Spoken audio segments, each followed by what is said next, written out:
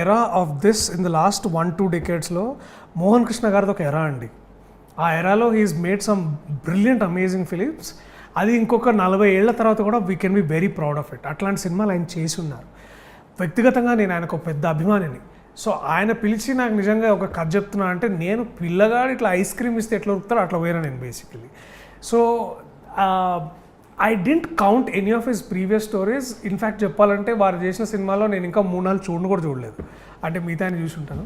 But I just love his writing as a style and I love his very making of as a style. నాకు చాలా చాలా ఇష్టం. And ఈ కథ most importantly వారు రాసిన కథ, అండ్ ఇలాంటి కథ ఈ టైంకి నాకు అవసరం అనిపించింది. ఎందుకంటే ఇందాక మనం అనుకున్న పాయింట్ ఏంటంటే, లైక్ మనము స్పేస్లో రాకెట్ పంపించే ముందు కూడా పూజ చేస్తాం, right? That is our culture and this is my film is like that.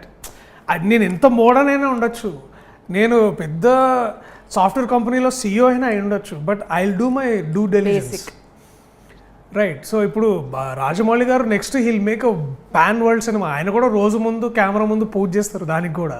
So this is that the traditions are at place, the culture is at place, and so is your reasoning.